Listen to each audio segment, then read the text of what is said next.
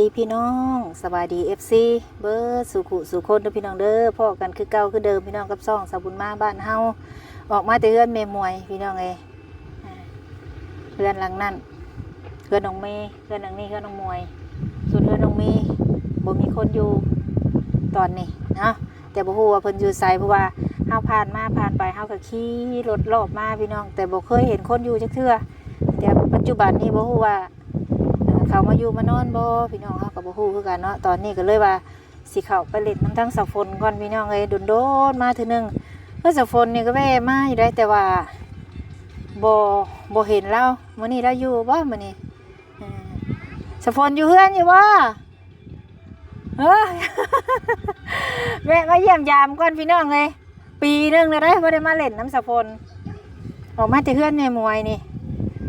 ผ่านมาอยู่มื้อนั่นก็ว่าสิมาเล่นน้ำเล่าอยู่แต่ว่าเขาถามเลยว่าเราไปทำงานว่าซั่นบ่ทันได้อนุญาตเข้าก่อนได้ทางนี้เตอพี่น้องนี่อันนี้คือเฮือนสาวฝนพี่น้องเฮือนบ่พัดเฮือนน้องหมวยเฮือนน้องมีอยู่แถวนี้เนาะก็เลยสิเข้ามาเล่นน้ำเล่าก่อนมื้อนี้เป็นจังไดพี่น้องเอ้ยบ่ได้มาแต่โดนแล้วถามข่าวก่อนแต่เฮ็ดเฮือนเฮ็ดซ่านให้เนาะทั้งสบุญก็ได้มาสมทบเฮ็ดเฮือนให้ทั้งสาวฝนแล้วก็เฮ็ดห้องน้ำทั้งสาวฝนให้แล้วป้า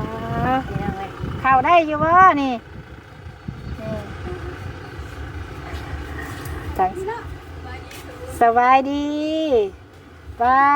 เป็นเวลาโดนนานได้อันนี้ใช้คนรอน่ะคนรอโอ้ยมาบัดนี้ใหญ่เลยอันนี้สบายดีเป็นอยู่บ่สบายดีโอ้เข้าข้าป่าคนรอใช้สะเอ็ดดีนะสบายดีรู้ล่ะไผนอนน่ะจ้ะหมู่อยู่ห้องงานโอ้เฮ็ดโอ้สบายดีเด้อเลยโอ้หมู่วันทำงานเฮ็ดงานยังน่ะสะพลยิบยังยิบเสื้อผ้ายิบเสื้อผ้าหรือยิบส่งป้าเปิดไปเป็นสาวโรงงานคืองามแท้น่ะขาวเปิ้นเบิ่นอยู่เอ้ยบ่โดนได้มื้อนี้วันอาทิตย์ละยุดแม่นยิบเสื้อผ้าบ่คือว่ายิบส่งบ่มันมีส่งมีเสื้อส่งยีนบ่ส่งหยังส่งไนกี้บ่โอ้โอ้ใหญ่แล้วบ่ได้มาพาน้องไปเล่นกันลูกจักปีเลยสิเข้า3ปีนี่เดือน12ก็3ปีแล้วเอาเจ้าไปเฮ็ดเวียกนี่ไผหาลูกเจ้าแม่โอ้แม่เอาให้แม่เอาท่าแม่นไปส่งเราแล้วก็เลิกเวียกแล้วก็หับมายังร้องเพลงคือเก่าอยู่บ่ซุมื้อจื้อได้อยู่บ่นี่จื้อได้บ่จื้อได้บ่จื้ออยู่บ่จื้อบ่ลองเว้าเบิ่งเด้อคันจื้อฮะคิดจื้อบ่จื้อนะอันนี้ไปเฮ็ดเวียกเฮ็ดงานอยู่บ่อนตัดยิบไปนำกันบ่กับพ่อเอ็ดดี้ก็ได้บ่เราไปก่อสร้างคือเก่าแล้วเมื่อบ้านบ่เมื่อบ้านเมื่อแต่โดนละบ่ได้อยู่นำกันอะไรแยกกันอยู่แล้วไปอยู่นำกันนะเอ้าแม่นซะบ่อยู่ไผอยู่มันอยู่ไผอยู่มันโอ้ก็คิดว่าไปเฮ็ดเวียกนำกันซะดอกแยกกันอยู่แยกในใดปะกันบ่หรือว่าละมือเฮ็ดนาสิบ่ผิดกันแล้วก็แยกกันอยู่มันบ่ถือกันแล้วก็อยู่ไผอยู่มันเฮาก็บ่เข้าใจกันบ่เฮ็ดบ่หาเฮาก็บ่ให้อยู่โอ้ช่วงนั้นคือว่าดุอยู่แล้วก็ได้แม่นช่วงนั้นก็มีแต่เพิ่นเฮ็ดเวียกเฮ็ดงานแล้วก็มาช่วงนึงก็มีแต่ไปดึกดื่นกลางคืนก็บ่มาเฮาดุเป็นช่วงบ่คนดุเป็นช่วงบ่ตะกี้ก็บ่ได้เป็นดอกแล้วมาเป็นช่วงนึงแล้วเว้าก็บ่ฟังคันบ่ฟังก็อยู่ไผอยู่มันโอ้ข่อยก็ละว่ายังอยู่นำกันซะดอกข่อยผ่านมาดิเลยข่อยมาเฮือนแม่อุตสาว่ะมาแล้วบ่เห็นเจ้าแล้วข่อยก็ไกลมาเฮือนแม่มวยแล้วก็ซอมึงบ่มีไกลเมื่อข่อยมาช่วงมาหาแม่อุตสาเด้ก็เลยเพิ่นว่าพามาไปเฮ็ดเวียกอยู่แต่วันอาทิตย์วันอาทิตย์บางมื้อก็อยู่เฮือนบางมื้อก็อยู่นา ก็เลยลูกนี่ให้แม่เอาบัดนี้ แม่น พ่อกับแม่ก็เลยแยกกันอยู่แล้วกลับบ้านนะบ่ บ่ฮู้จักอยู่ไส โดนนะพ่อสะพลแยกกันค่อยขอโทษเด้อถาม อันเฮากันอยู่นำกันก็คือบ่ได้อยู่สะบน4 เดือน5 เดือนบ่ได้เห็นเงินเห็นคำเฮาก็เก็บเครื่องให้เฮาไล่หนีเลย เอาสร้างว่าเฮ็ดเราบ่ได้เนาะ เฮาเก็บเครื่องไปส่งเลยนะ เออ แบบบางทีก็มาเฮือน3 มื้อเว้าไปเฮ็ดเวียกก็บ่ได้เฮ็ดเวียก อ่ะ ก็ไปคันอยากไป อืมดูน้ำกันพัดแต่เก่าคือว่าได้เงินคือว่าให้ลูกให้เมียเนาะสร้างว่า หมดลายได้สบุญแค่นั้นนะ อืม หมดคันน้อยๆนะ ล่ะเอ้ยเอาหมักแตงกับขนมกับปีโป้มาให้น้องเนี่ยค่ะคือมีนมอยู่น้ำหาเอามาเบิ่งเนาะ ดำแล้วบ่นะ แล้วไปแม่ไปเอาน้ำอ้ายไปนะ ไปมั้ย ไปเอาน้ำอ้ายเด้อมันมียังน้ำอ้ายไปเด้อเนี่ยไปเอาน้ำอ้ายมาสู่น้องกินเด้อวันถิดก็พากันไปสอนกุ้งหาก็กินข้าวยาไปมวยกับเมื่อเฮือนเพิ่นพากันมาซุ่มอยู่นี่นะ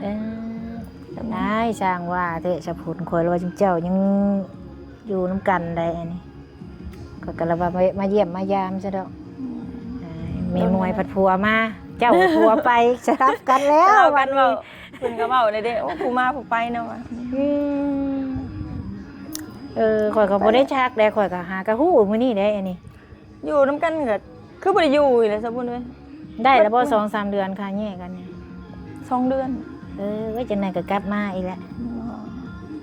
แต่ว่าแบบว่าห่างกันแบบ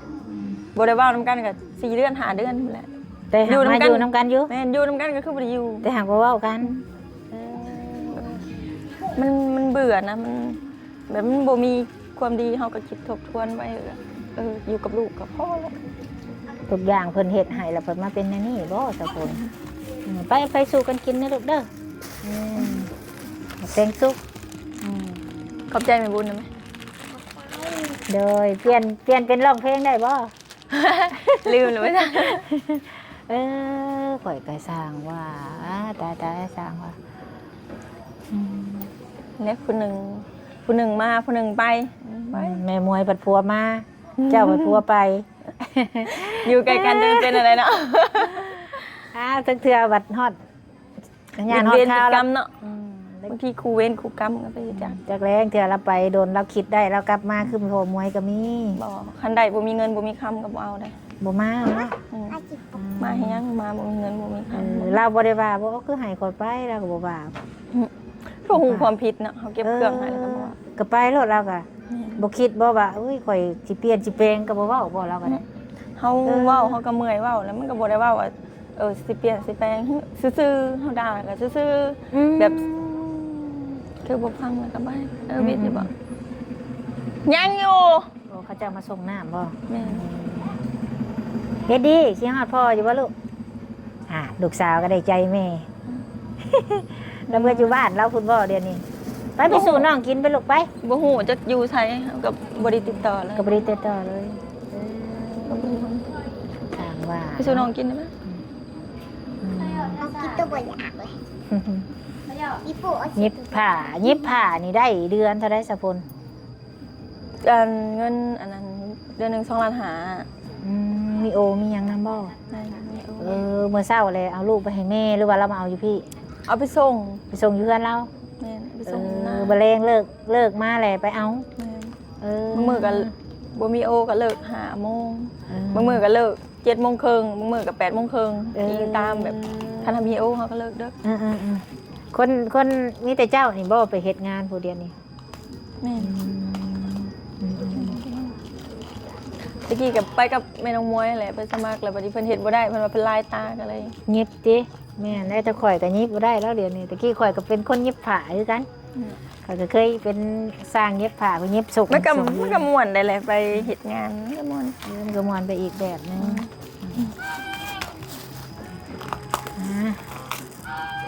เลี้ยงลูกผู้เดียวบ่านี่ ลูกใหญ่ก็ให้ลูกเลี้ยง เลี้ยงแม่อยู่บ่นางเอ็ดดี้ฮะใหญ่ได้มาตะกี้เขียวบ่ทันร้อน ร้อนมัน วันนี้เขียวร้อนจักปีเลยสะพุ่น 7เลย7 ปี 7 ปี 7 ปีสิเข้า8นะบ่ เราไปเฮ็ดงานโรงงานยี่ผาตลาดโลกอันนี้เนาะ แม่น ไปดนนะบ่เจ้าไปเฮ็ดงาน 4 เดือนนะ เจ้าไปเฮ็ดงานอยู่นี่ได้ได้4 เดือน 4 เดือน4 เดือนปลายเลย รวมทั้งโอทั้งหยังนี่ได้เท่าไหร่ คันบ่ขาดโอ้ยนี่ก็ได้อยู่ประมาณ4 ล้าน3 ล้านปลาย4 ล้าน เฮาเที่ยวเองเพิ่นบ่ได้ให้พิเศษแต่ว่า ก็ไหลทั้งนั้นไหลเบิดทุกสิ่งทุกอย่าง เออ เที่ยวเองกับเฮ้ยน้ำมันกับมื้อหนึง12,000การเฮาเที่ยวก็ใกล้นะทุกคน มันใกล้เนาะเที่ยวเอาเที่ยวไปเที่ยวมา บ่เที่ยวก็บ่ได้แม่แล้วก็เอาเด็กน้อยนี่มาเลยก็จะเฮามาแล้วก็นั่งเขานั่งน้ํไปส่งลูกแล้วกลับมากับหาบลูกกลับมาเฮือน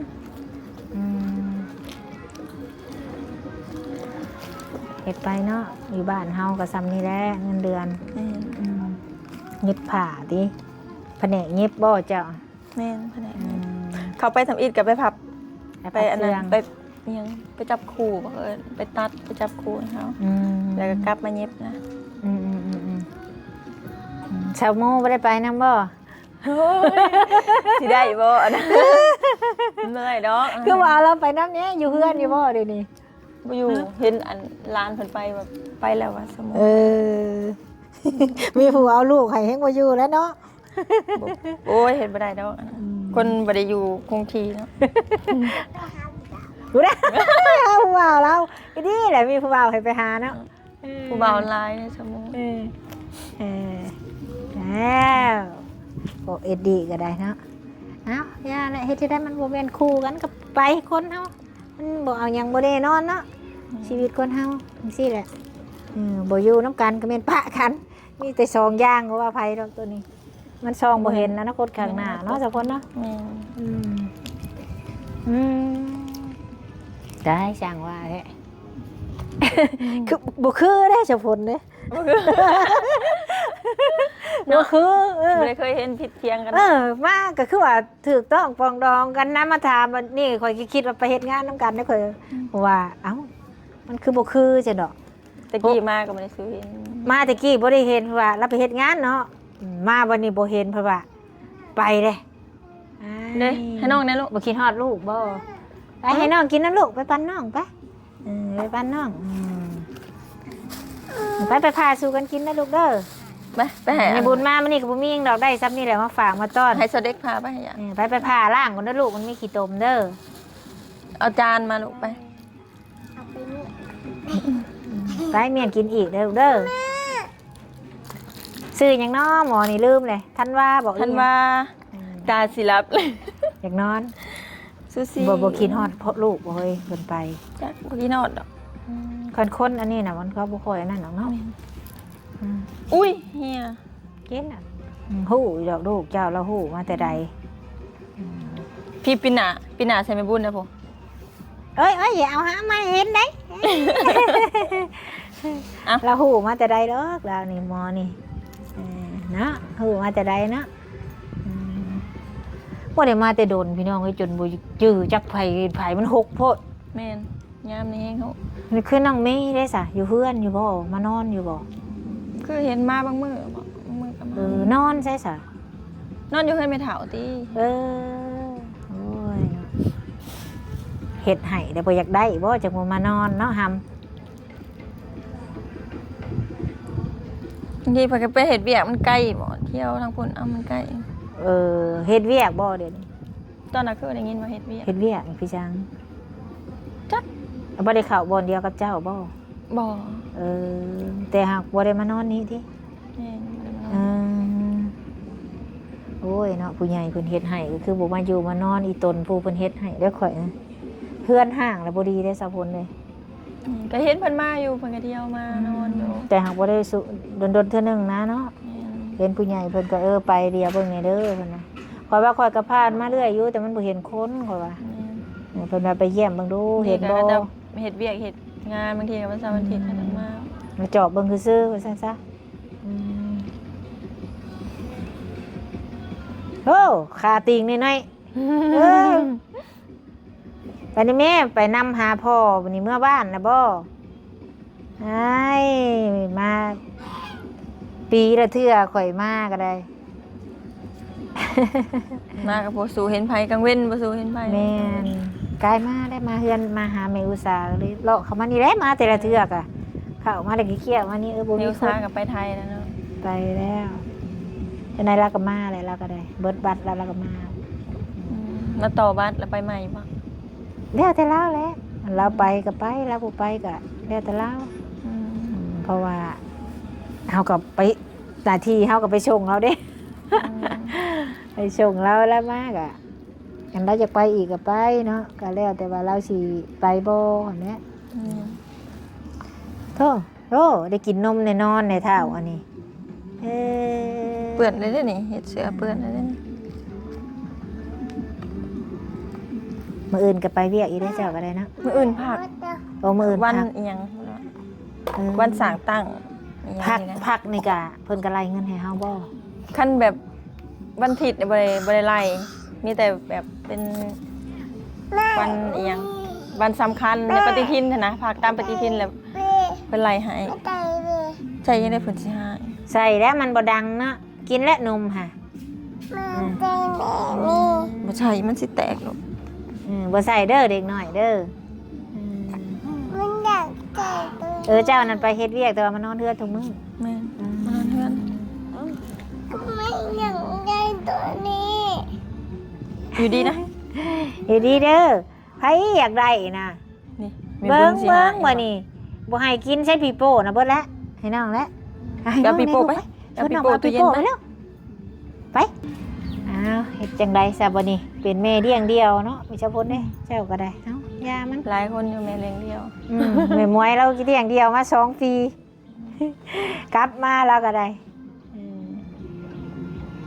ปะก็ยาดอกผัวก็นั่นอย่าปะเฮือนเด้อผัวปะแล้วหาใหม่ได้ปะเฮือนหายากได้เฮือนเพื่อสิหาได้นี่แม่นแต่ว่า แม่น อย่าด่าโอ้ปะกันรุดขายเฮือนขายชาติไปอยู่วังไม่ว่า ขายไปอยู่สิได้แล้วบัดนี้ จักแล้ว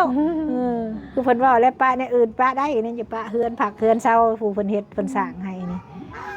เพิ่นสร้างเพิ่นสร้างให้เลยขัดปะให้เป็นเฮือนห้างเลยคือเพิ่นเว้าแหละคนบ่อยู่แหละตามที่ข่อยได้ยินผู้ใหญ่เพิ่นน่ะผีอยู่ได้สะพุ่น แม่น มันเป็นเฮือนห้างได้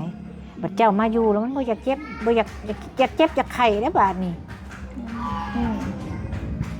เป็นบ่อนหนึ่งข่อยเฮ็ดเฮือนให้ข่อยบอกว่าอย่าไปบัดไปนะเป็นรถบัดมาเฮือนให้เศร้า